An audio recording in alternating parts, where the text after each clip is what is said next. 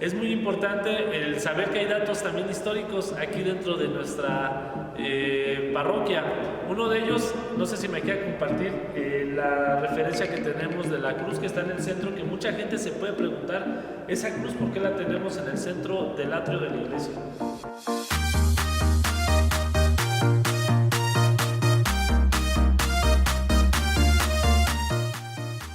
Sí,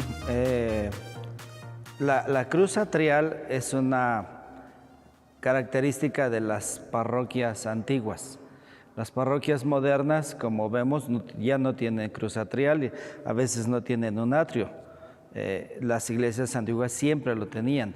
En este caso, no solo es el significado de nuestra cruz atrial, de que somos una iglesia que viene de antes, una iglesia antigua, sino que el padre Miguel Flores principalmente se dedicó a hacer el atrio. El atrio, me cuenta mucha gente a mí, que era un cerrito, y en ese cerrito principalmente era un panteón, y en ese panteón era un panteón muy antiguo, donde ya había mucha gente enterrada muy antiguamente aquí. Entonces la gente me cuenta que algunos de ellos, pobladores de aquí, junto con el padre Miguel, comenzaron a aplanar el terreno, pues a deshacer ese cerrito que estaba ahí para hacer el atrio. Conforme ellos iban avanzando en ir aplanando el terreno, iban descubriendo restos antiguos. Algunos restos, la gente misma me dice que pues eran restos indígenas que todavía poseían ídolos, poseían vestiduras, vasijas, penachos antiguos, y que algunas gentes retomaron y se los llevaron a sus casas, pues. Y los restos humanos, lo que se hizo es, ahí donde está la cruz, por eso está ahí la cruz, ahí se depositaron todos. Todo lo que se fue destapando de restos humanos, huesos y demás, que al ir aplanando se descubrieron, todos se conjuntaron y se pusieron ahí, en donde es la cruz atrial.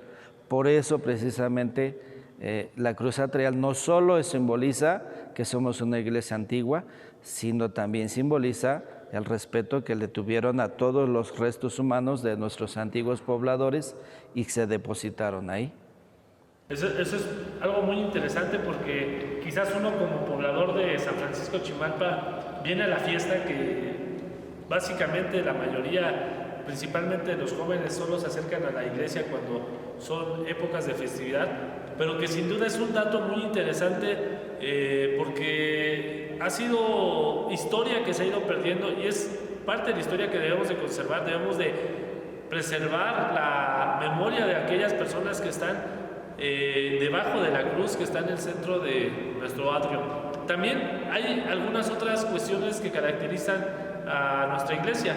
Una de ellas es, a nuestra parroquia, una de ellas es que del lado poniente de la iglesia, exactamente enfrente del auditorio ejidal, está el escudo de Chimalpa.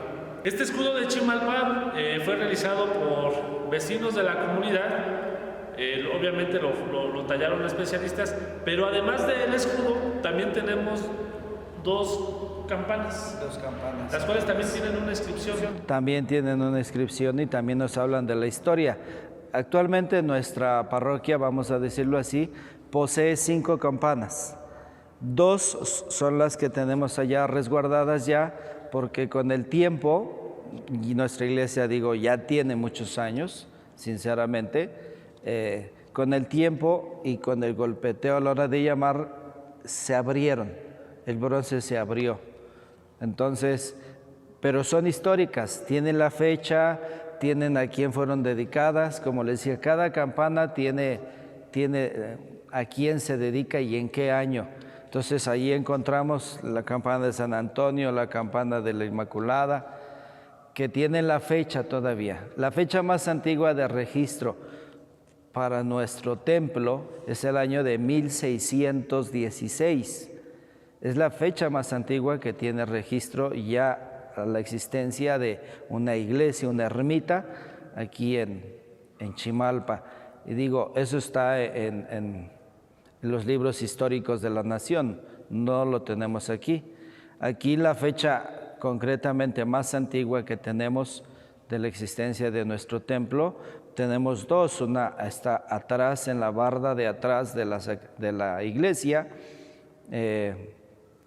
Ahí hay una piedra que tiene una fecha y tenemos un cáliz